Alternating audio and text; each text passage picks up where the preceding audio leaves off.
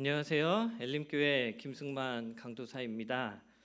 벌써 주일 예배를 가정 예배로 대체한 지 7주째가 되었습니다. 이렇게 길어질 줄 알았다면 우리 성도님들 얼굴 이렇게 한 분 한 분 좀 더 자세히 볼 걸, 좀 더 잘 기억해 둘 걸이라는 아쉬움이 참 많습니다. 아무쪼록 다시 만날 때까지 우리 모두들 몸 건강하시기를 기도하겠습니다. 오늘은 예배 전에 짧은 광고 두 가지만 전해드리도록 하겠는데요. 먼저 첫 번째 광고는 부활주일에 관련된 광고입니다. 원래대로라면 이번 주는 우리 성도님들이 다 같이 모여서 예배를 드리기로 계획이 되어 있었지만 다시 또 여러 사정상 다시 좀 더 미루기로 결정이 되었습니다. 그렇다고 부활 예배를 안 드리는 것은 아니고요. 잠시 이렇게 미루는 것이거든요. 그래서 언제가 될지 모르지만 우리가 만약에 2, 3주 뒤에 다시 예배를 드린다면, 다시 예배가 재개가 돼서 모이는 예배가 시작된다면 그 첫 예배를 부활 예배로 드릴 예정입니다. 예수님의 부활의 기쁨도 너무 좋고, 그리고 우리가 다시 모여서 같이 예배 드리는 것도 너무 좋고, 그런 기쁨의 예배가 되기를 소망합니다. 그러니까 속히 주일 예배가 다시 시작될 수 있도록 우리 성도님들도 많은 기도 부탁을 드립니다. 그리고 두 번째 기도는 새벽 기도에 관련된 기도인데요. 우리가 지금 한 4-5달 동안 계속 1층에서 새벽 기도를 드렸어요. 너무 추워서 본당이. 근데 이제 봄이 왔기 때문에 이제 이번 주 월요일부터, 그러니까 4월 13일부터 다시 본당에서, 이 2층 본당에서 예배를 드리려고 합니다. 매주 참석하시는 성도님들은 꼭 기억해 두시고요. 그리고 이 영상을 보시는 모든 새벽을 꿈꾸시는, 새벽 예배를 소망하시는 우리 성도님들도 반드시 기억해 주시면 좋을 것 같습니다. 네, 감사합니다. 네, 예배를 시작하도록 하겠습니다. 예배 시작하기 전에 찬송 한 장만 부르기를 원하는데요. 제가 아까도 말씀드렸다시피 벌써 7주째 예배를 못 드리고 있는데 7주째, 그러니까 서로가, 성도님들 사이에서도 서로 얼굴을 못 본 지가 꽤 됐다는 얘기입니다. 제가 여러분께 한번 질문 한번 해볼까요? 이 7주라는 거의 50일 가까운 이 시간 동안에 얼마만큼 다른 성도님들하고 교제를 하셨습니까? 얼마나 많이 연락하고 얼마나 많이 보려고 노력을 하셨습니까? 이쪽 성도님이 어떻게 지내는지, 저쪽 성도님이 어떠한 문제가 있는지 혹시 우리가 아무것도 모른 채 자신의 삶에 너무 집중하진 않았나 한번 둘러보시기 바랍니다. 특별히 너무 많은 기도 제목이 있어요. 우리에게 반드시 기도가 필요한 성도님도 계시고, 위로가 필요한 성도님도 계시고, 하나님의 적극적인 개입이 필요한 성도님도 계십니다. 지금 이 시간 그러한 위로가 필요한 성도님들, 그리고 참된 하나님의 일하심이 필요한 성도님들을 위하여서 우리 예배 전에 찬양 한 장 불렀으면 좋겠는데, 가사를 곱씹어 보면서 누군가가 하나님의 능력을 필요로 한다면, 그리고 이 찬양을 부르는 우리 모두가 이 찬양의 가사를 곱씹으면서 위로받기를 원하고 힘을 얻기를 원합니다. 혼자가 아니고 하나님이 반드시 위로와 힘이 필요한 그분들에게 위로와 힘을 주실 것을 소망하면서 지금 이 시간 왜 슬퍼하느냐라는 찬양을 다 같이 부르고 예배 시작하도록 하겠습니다. 다 같이 찬양하겠습니다.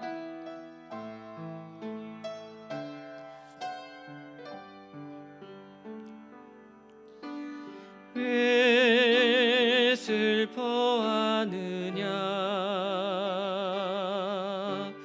왜 걱정하느냐, 무얼 두려워하느냐, 아무 염려 말아라. 큰 어려움에도, 큰 아픔이 있어도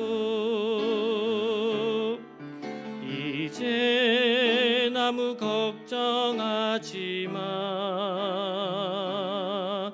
내가 널 붙들어 주리. 내가 너와 항상 함께하리라. 내가 너를 지키리라. 실망치 말고 나를 구하라. 나는 너의 하나님이라. 왜 슬퍼하느냐? 왜 슬퍼하느냐? 왜 걱정하느냐? 무얼 두려워하느냐? 아무 염려 말아라. 큰 어려움에도 큰 아픔이 있어도 이제 아무 걱정하지 마. 내가 널 붙들어 주리. 내가 너와 항상 함께하리라. 내가 너를 지키리라. 실망치 말고 나를 구하라. 나는 너의 하나님이라. 내가 너와 항상 함께하리라. 내가 너와 항상 함께하리라. 내가 너를 지키리라. 실망치 말고 나를 구하라. 나는 너의 하나님이라.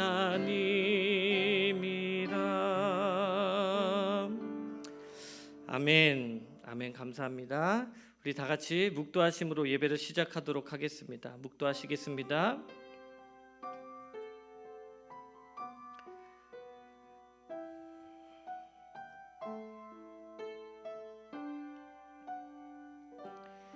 만일 그리스도 안에서 우리가 바라는 것이 다만 이 세상의 삶뿐이면 모든 사람 가운데 우리가 더욱 불쌍한 자이니라.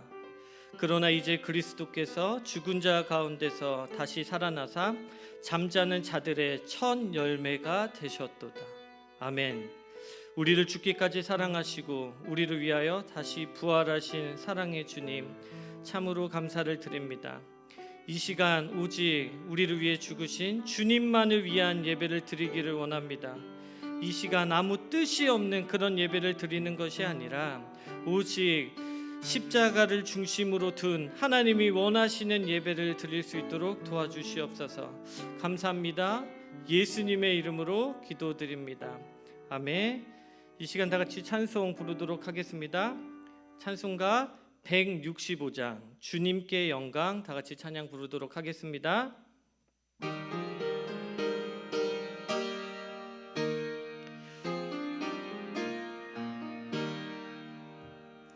주님께 영광, 다시 사신 주, 사망 권세 모두 이기시었네.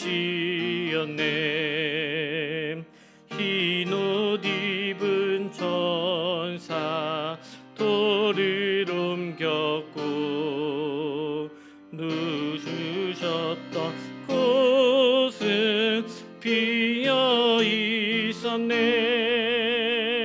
주님께 영광, 다시 사신 주, 사망 권세 모두 이기시었네.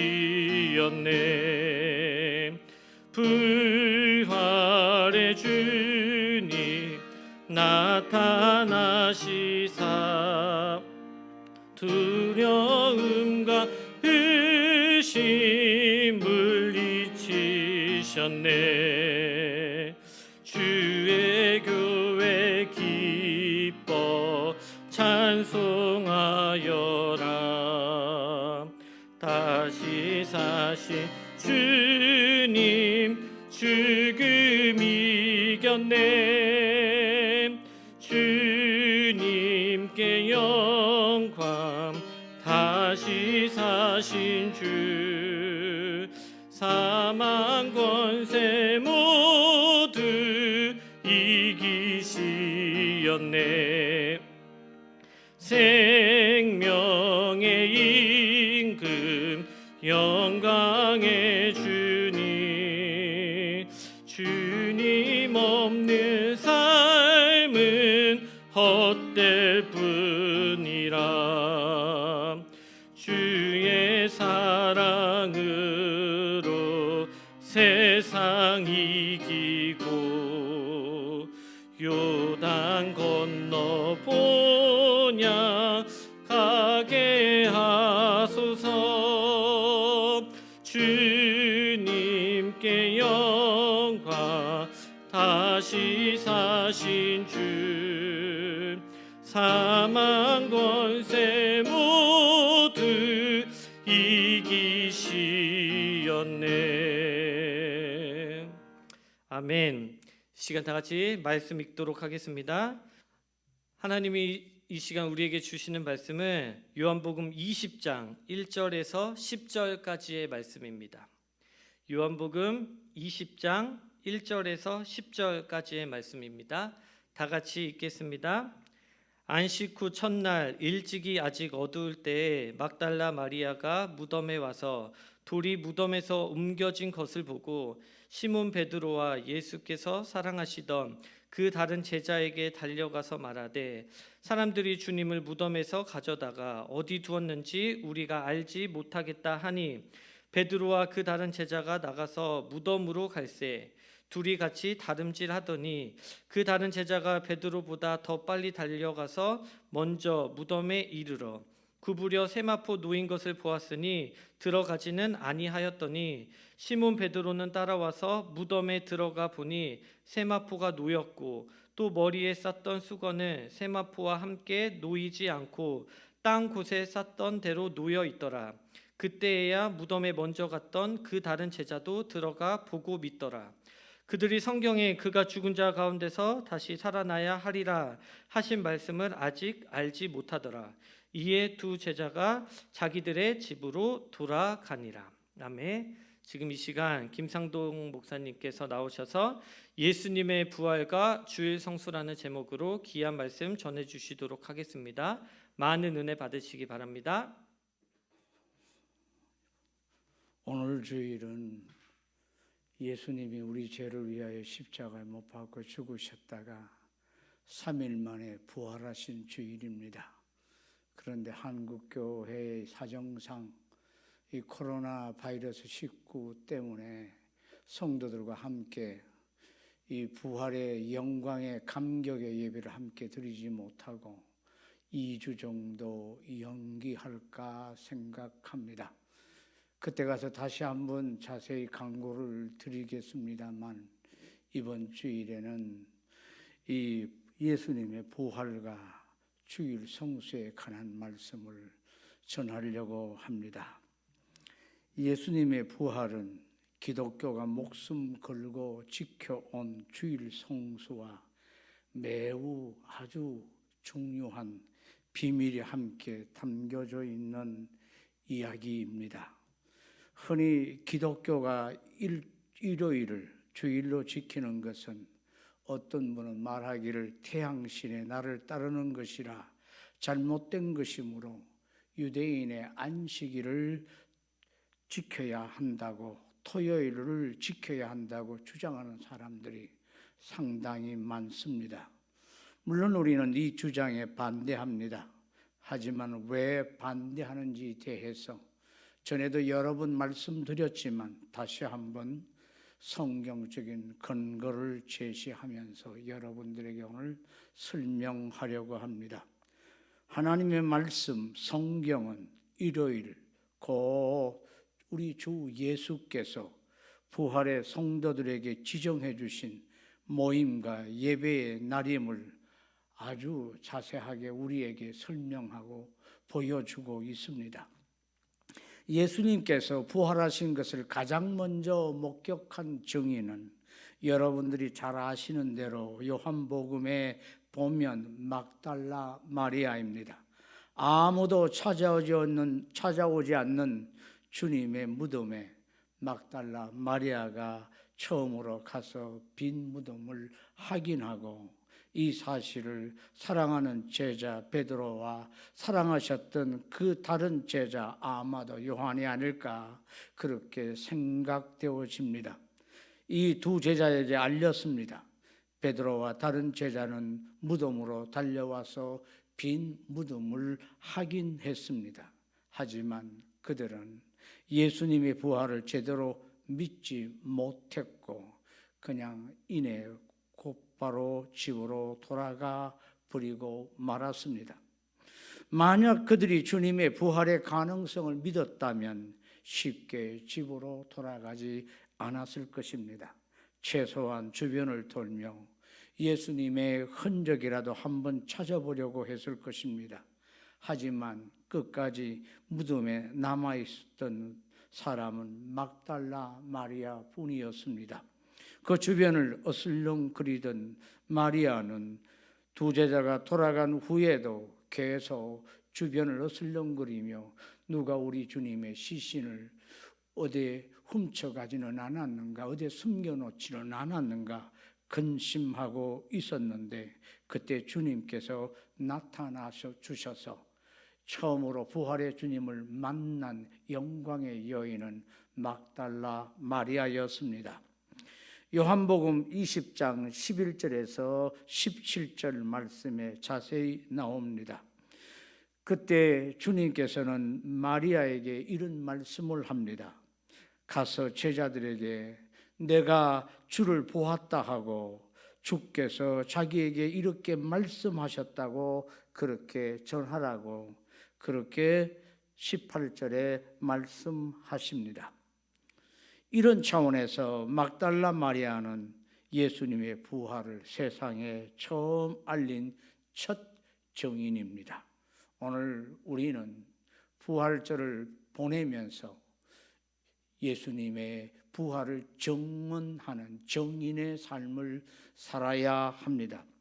문제는 이 막달라 마리아와 예수님의 만남에서 주님이 마리아에게 말씀하시고 제자들에게 전하라고 하신 말씀의 내용입니다. 막달라 마리아가 주님께 받아서 제자들에게 전한 내용은 무엇입니까? 물론 첫째는 예수님께서 부활하셨다, 다시 살아나셨다는 부활 자체였습니다. 하지만 다른 내용이 더 하나 있었습니다. 부활하신 예수님께서 마리아에게 너는 내 형제들에게 가서 이르되 내가 내 아버지 곧 너희 아버지 내 하나님 곧 너희 하나님께로 올라간다 하라고 하시는 말씀이셨습니다. 17절 내용입니다. 주님의 이 말씀은 어쩌면 일종의 암호 같은 말씀이었습니다. 아버지께로 간다는 개념은 제자들에게 이미 암시해 놓으신 말씀이었기 때문입니다. 불과 사흘 전에 예수님께서는 다락방에서 제자들에게 이제 곧 내가 아버지께로 감이라 요한복음 14장 12절에 그렇게 말씀하셨습니다. 하지만 주님은 그냥 아버지께로 떠나버리시는 것이 아니라 내가 너희를 고아와 같이 버려두지 아니하고 너희에게로 오리라. 조금 있으면 세상은 다시 나를 보지 못할 것이로되 너희는 나를 보리니 이는 내가 살아있고 너희도 살아있겠음이라. 요한복음 14장 18절에서 19절 말씀입니다. 여기 나오는 너희에게로 오리라는 이 말씀이나 너희는 나를 보리라는 말씀은 종말의 재림의 말씀을 의미하는 말씀이 아닙니다. 종말의 재림 때는 이 말씀과 달리 온 세상도 예수님이 구름 타고 오시는 것을 보게 됩니다. 이것은 예수님께서 죽으시고 사흘 후 부활하신 뒤 아버지께로 올라가시기 전, 곧 성천하시기 전에 제자들을 다시 만나 주시겠다는 약속입니다. 뒷부분을 보면 그 뜻이 더 분명해집니다. 요한복음 16장 16절 말씀입니다. 조금 있으면 너희가 나를 보지 못하겠고 또 조금 있으면 나를 보리라는 말씀. 이 말씀 동일한 의미의 말씀입니다. 조금 있으면 주님께서 죽으시고 무덤에 들어가 잠시 보지 못하게 되겠지만 조금 후에 다시 사흘 뒤에 부활하신 주님을 만나볼 수 있을 것이라는 약속이신 것입니다. 물론 당시 제자들은 이 말씀의 뜻을 깨닫지 못했습니다. 그래서 그들은 이렇게 서로 말합니다. 요한복음 16장 17절 말씀입니다. 제자 중에서 서로 말하되 우리에게 말씀하신 바 조금 있으면 나를 보지 못하겠고 또 조금 있으면 나를 보리라 하시며 또 내가 아버지께로 감이라 하신 것이 무슨 말씀이냐. 사전에 이런 대화들이 오갔기 때문에 부활하신 주님은 마리아에게 제자들에게 내가 아버지께로 간다고 전하라 하신 것입니다. 이 말씀을 들었을 때 제자들은 당시 이해하지 못했던 주님의 말씀이 다시 떠올랐던 것이 틀림이 없을 것입니다. 그때 무슨 생각이 들었을까? 조금 있으면 나를 보지 못한다는 것은 주님의 죽으심을 의미하는 말씀입니다. 아버지께로 감이라는 말씀은 성천하실 것이라는 의미의 말씀입니다. 그러면 이 죽음과 성천 사이에 무슨 약속이 주어져 있는 말씀일까요? 바로 조금 있으면 나를 보리라는 약속이지요.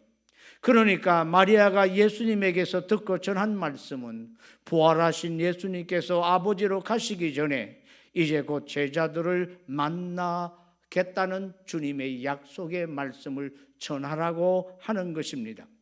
특히 12 제자들만 함께 더불어 다락방에 전해진 내용을 그 자리에 없었던 막달라 마리아가 그대로 전했기 때문에 이후 주님은 곧바로 체포되셨기에 이후로도 막달라 마리아는 그 내용을 들을 기회가 전혀 없었습니다.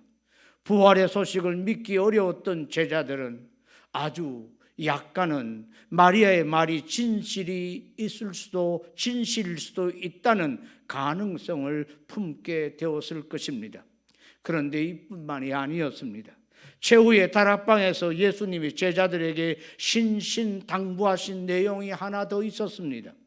이 말씀을 다 마치시고 주님은 제자들을 위해 특별한 기도를 요한복음 17장 전체에 걸쳐서 긴 기도, 대제사장으로서 제자들을 위해 기도하고 오늘 우리를 위한 기도의 내용 가운데 중요한 주제 4번이나 반복하면서 간절히 기원하고 계심을 알 수 있습니다.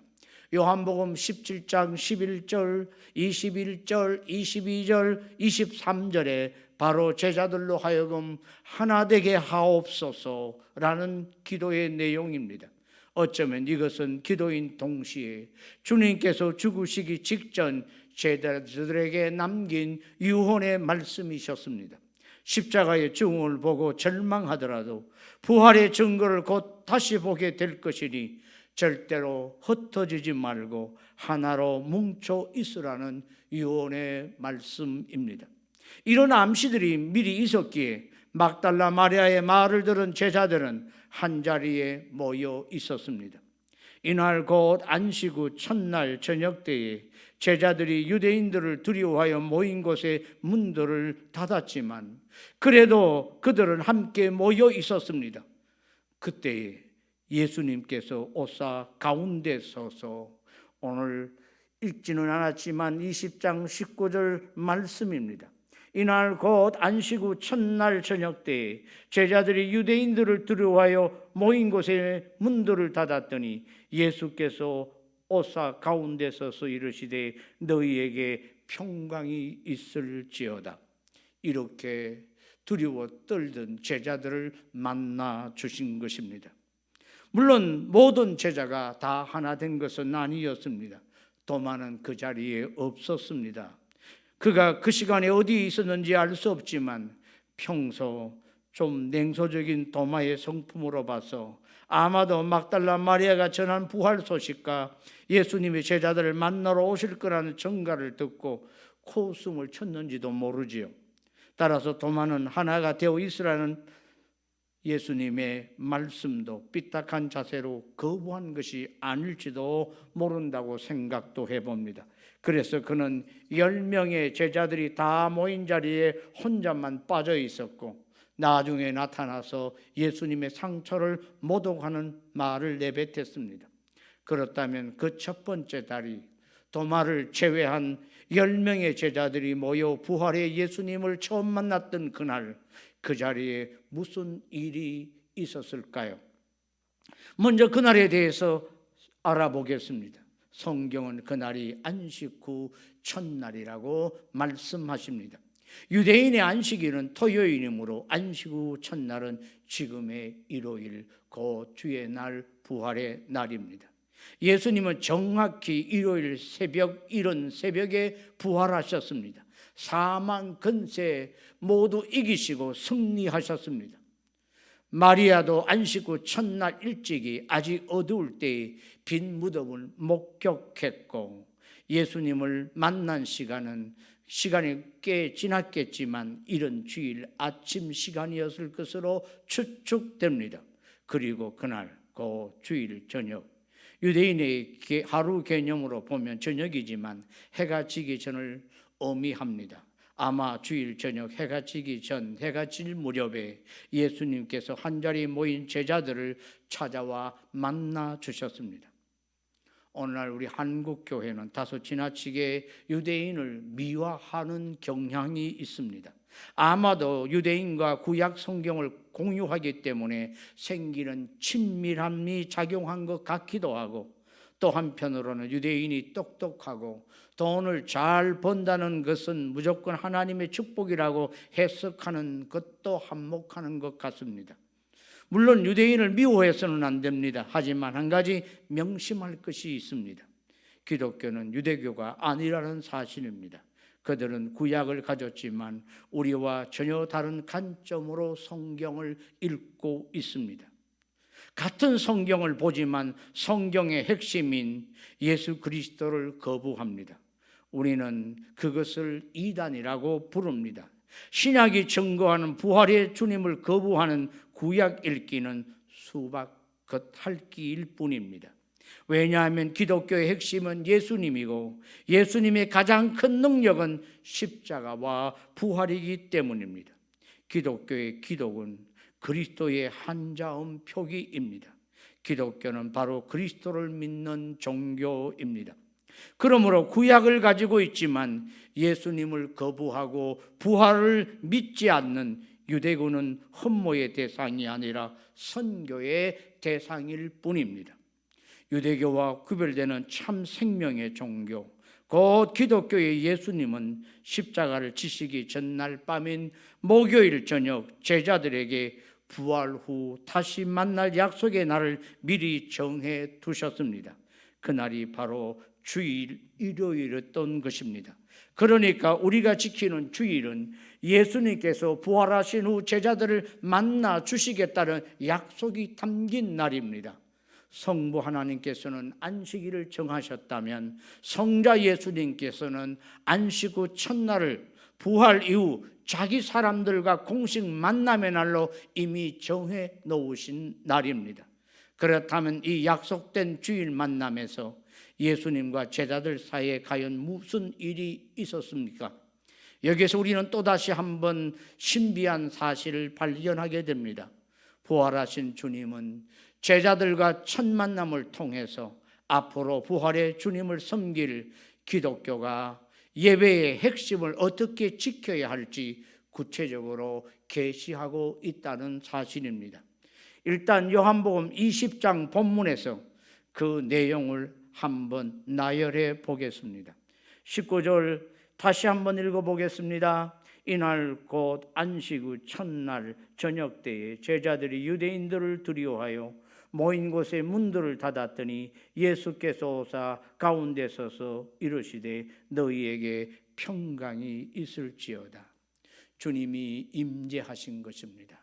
사랑하는 주의 백성들을 만나주시는 임재하시는 날은 바로 부활의 날, 바로 안식일이 아니라 안식 후 첫날 일요일이었습니다. 일요일은 주일 성수는 주님을 사모하고 주님을 만나고 주님의 임재를 경험하고 돌아가는 주님을 예배하는 날입니다. 이날 주님께서 너희에게 평강이 있을지어다.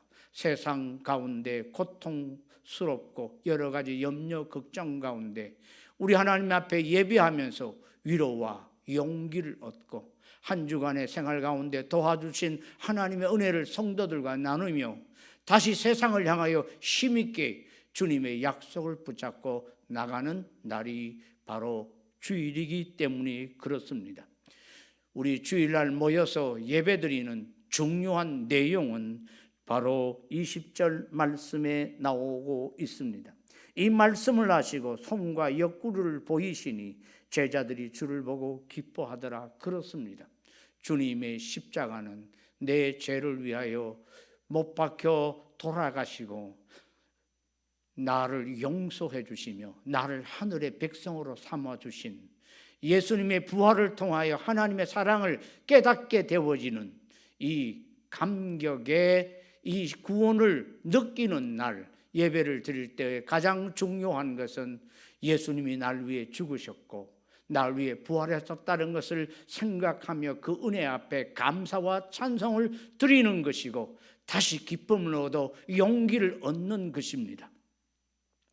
제자들을 보고 기뻐했습니다. 우리는 기뻐하며 찬송해야 되고 하나님을 찬양해야 되고 성도들과 더불어 기뻐하는 날이 주일입니다.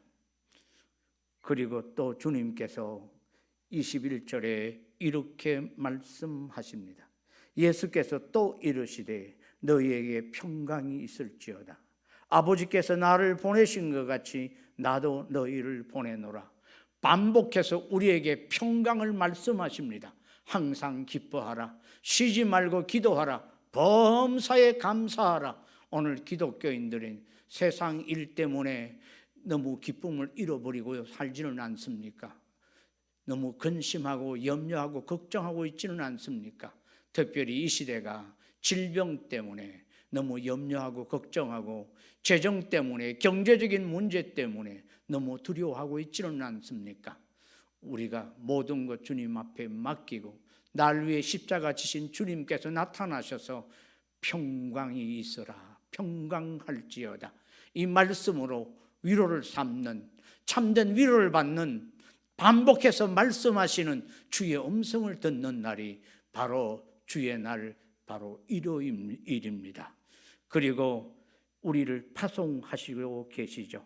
아버지께서 예수님을 보내신 것처럼 부활의 정인으로 우리를 다시 세상에 파송받는 날, 바로 함께 모여서 세상으로 내가 너를 보내노라 주의 음성을 듣고 세상을 향하여 하나님의 나라를 전파하는 전도의 사명을 받고 나가는 우리의 모임, 주일 성수.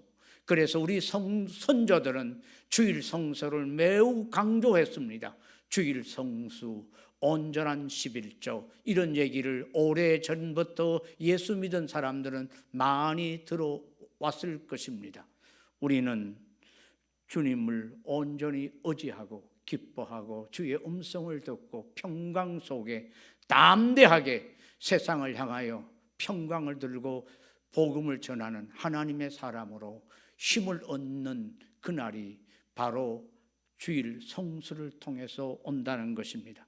마지막으로 주께서 우리에게 축복하는 말씀이 있습니다. 22절 말씀입니다. 이 말씀을 하시고 그들을 향하여 숨을 내쉬며 이르시되 성령을 받으라. 예배를 통하여 성령의 충만함을 다시 한번 우리가 경험하고 성령을 받고 힘을 얻어 성령의 힘으로 이 험악한 세상, 어두운 세상에 빛을 발하며 살아야 되는 용기 있게 사는 비결은 성령을 받아야만 합니다. 이런 내용들이 우리에게 별로 낯설지 않은 것은 대부분 기독교 예배에 있는 핵심 내용이기 때문에 그렇습니다. 심지어 약간의 차이는 있지만 공적인 예배 순서에 이와 같은 순서로 진행되고 있습니다.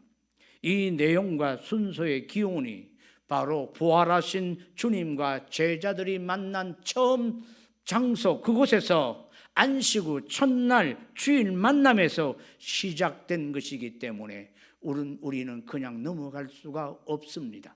가정에서 영상을 보시고 예배 드리는 사랑하는 성도 여러분, 진정한 예배는 영상을 드리고 예배를 보는 것보다도 여러분이 혼자 집에서 예배를 드릴 때도 주님을 사모하시고 주님의 임재를 느끼시며 주의 음성을 듣는 그 자리가 주일 성수할 수 있는 참된 예배 자리가 되기를 간절히 소망합니다.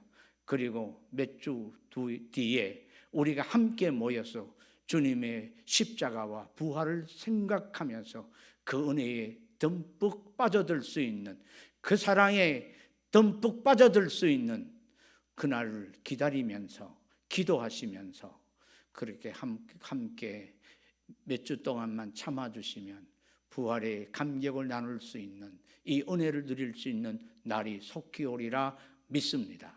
기도하겠습니다. 사랑하는 성도들에게 하나님 은혜 주시고 부활의 감격과 은혜 속에 이처럼 사랑하시는 사랑이 우리 마음속에 차고 넘칠 수 있게 도우시고 서로를 돌아보며 함께 모여 주일 성수할 수 있는 그날, 혹은 개인적으로 가정에서 예배를 드릴 때도 온 마음을 다하여 뜻을 다하여 목숨을 다하여 성품을 다하여 하나님을 사랑합니다 고백하며 주의 임재를 느끼고 주의 말씀을 들을 수 있는 평강 속에 예배할 수 있고 주의 이 세상을 향한 하나님의 나라를 전하라는 명령을 들을 수 있는 귀한 성도들 다 되게 도와 주시옵소서. 예수님 이름으로 기도하옵나이다. 아멘. 이제는 우리 주 예수 그리스도의 무한하신 은혜와 극진하신 우리 하나님 아버지의 사랑하심과 성령님의 감동, 감화, 위로, 역사 내주하시고 충만하시고 교통하심이 주일 성수하기를 원하며 혼자서라도 온전히 주일 성수를 하는 우리 모든 성도들과 가정과 그 자녀들 머리 위에 영원 무궁토록 함께 있을지어다. 아멘.